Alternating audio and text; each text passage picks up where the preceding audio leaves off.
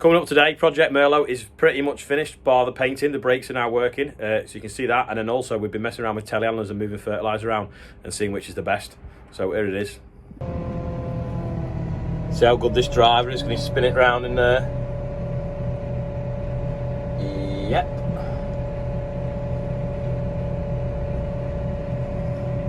Okay, I'm loaded up with wood chip now. DLL, Dent Logistics. I think it's actually something to do with Jenkinson's, or Jenkinson's own it maybe, I don't know. But that's who the carting for anyway. So we'll load him with biomass up for the power stations. He can have some fresh off the chipper. This chipper, if it's running flat out with nice stuff, will actually load one of them huge wagons in 35 minutes. But you need to be putting like nice material in that's got a lot of biomass in it, not really just twigs and branches. Last night I lost patience cleaning the windows, and I levelled it up here completely. And now I'm filling this trailer. I couldn't see properly. I've scrubbed this bit off now, but I kind of like misjudged with the first bucket and tipped most of it off the side. Oops. That's basically the view I've got. Unless you look right forwards, then you can just about see the bucket through the bit I've cleaned. But I didn't clean that bit, so then I couldn't see at all. There's the wagon. See James sweeping up with a sleeper he's found. Keeping his pile tidy.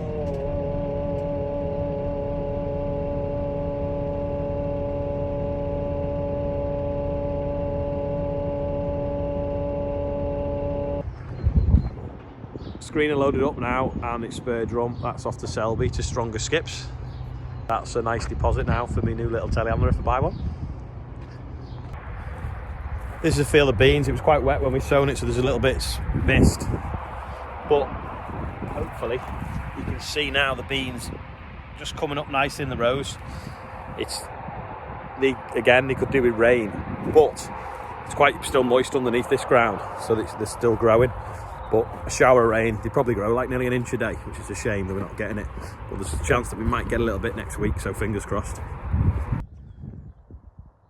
This is the last field we've sown. It's obviously spring barley, nice and green. Looks better looking that way than it does that way because it's so dry. But I've just dug down with my foot, and there is a bit of moisture still underneath, which is not surprising because this field obviously was a bog. But I've just found this here. You can see it's like an albino piece of barley. So everything's come up green. For some reason that leaf is just totally white. So I don't know what's caused that. Someone on Twitter might know. I might put it on Twitter. This is the field of oilseed rape that the pigeons were battering. So we've got a gas gun down there now. They seem to be leaving it alone.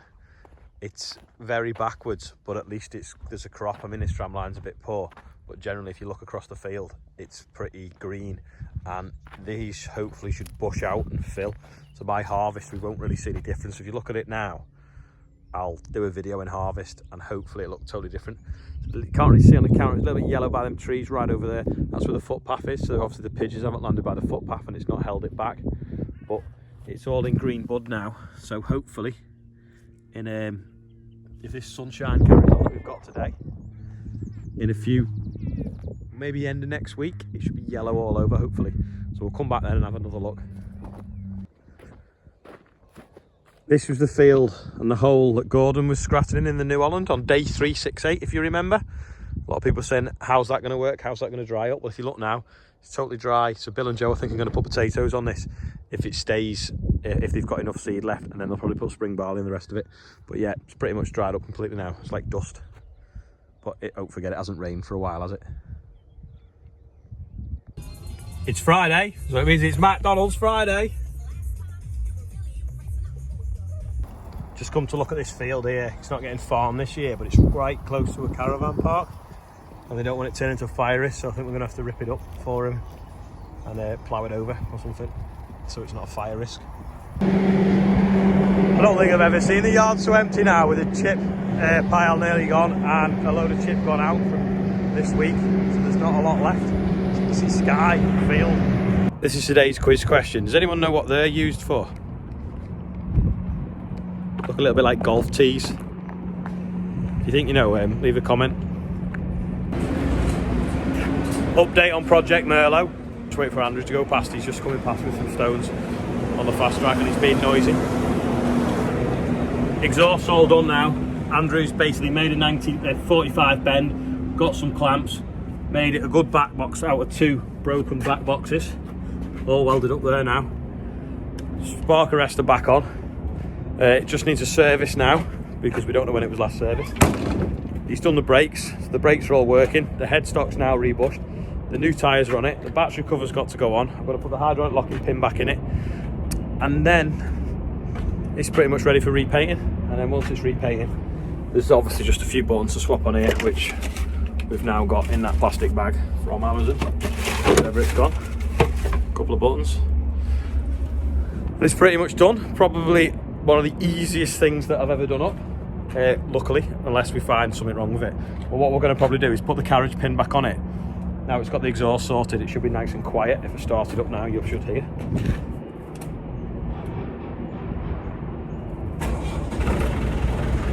There you go. Not bad, is it? So we'll use it for a few days, see if there's any problems with it, and then we'll know while it's here. We can get it back in the workshop and sort it out. But I'm just waiting for the guy now to paint it, and then it's all done. It's amazing how much we use loaders. So that one's loading a drying floor. That digger's using to load chip into the chipper. That loader is now unloading fertiliser bags off that. That loader's parked up at the moment. And then there's another one in here loading sugar beet. There's only a couple 100 tonne there left. It's in the back there in the dust. This was yesterday's quiz question. This wire rope, it's basically on an air bleed valve. So you pull it and it lets the air out the tank to drain it if you need to move it. But more importantly, it's to let the moisture out, because all air contains a certain element of water depending on the atmospherics and different things. And once you compress it, the water falls out of the air and condenses in the tank, which causes condensation in there, and it can rot the tanks and cause hassle with the brakes, especially in cold weather. So every so often you just pull that, he says, and you let the air out. Sorry, let the water out. Obviously it comes out with a bit of air and it basically bleeds the system. Someone was saying about the camera and the volume level. Well, this iPhone I use is that clever. If I flip the camera in the other direction and I'm filming someone in front of me, the microphone automatically starts trying to record what the camera's pointing at, and often I'm stood behind the camera. So that's why I try and use my Bluetooth earpieces as much as I possibly can. But even still then, it's still a bit too clever. So that's why I always try and use the front-facing camera as much as possible, so that you're getting the right audio. It's a bit noisy at the moment because I'm under a trailer and there's a telehandler working in that shed, a telehandler working over there, a wood chipper working there, and a digger working there. But I hope you can hear me, but that's what it is. I don't want to go to having to carry a different camera around me or a GoPro, because I'll end up then being a YouTuber rather than a farmer that talks about what he does each day.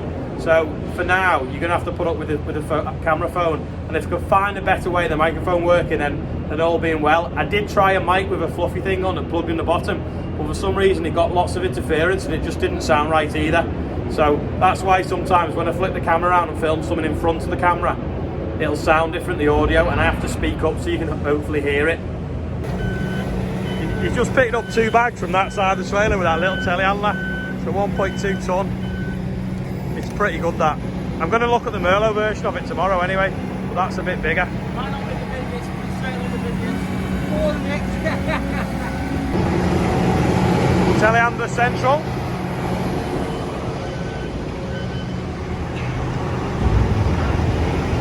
This is why we have to brush the yard a lot. Someone's just come in with this trailer because it's tipping something off, some green waste, and it's a mini digger trailer. It's got a clamp to all the blade and then like sockets for the tracks. Isn't that really clever? Yeah, so the blue one's opening that, and the yellow one is the tip, which is the big joystick, not the little one on top, or not them.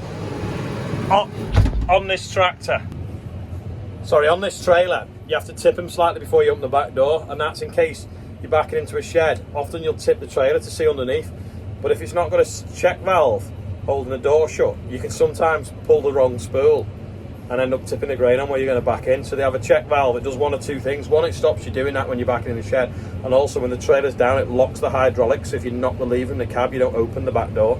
Just getting some bags out of this trailer now. You have to watch it on at the back door with the boom. But we're doing them through the back door, because if we do them over the side, you can't see.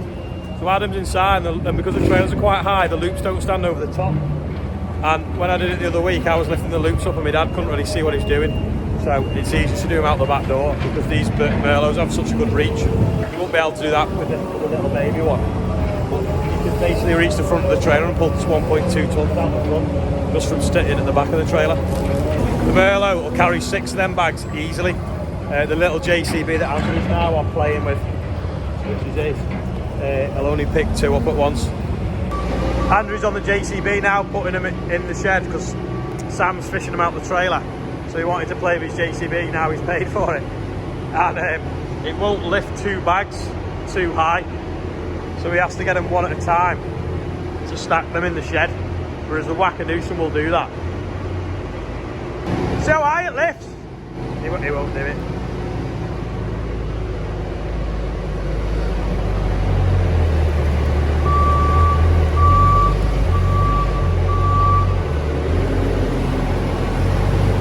Well, it's only rated to a tonne, but it does lift 1.2 just about.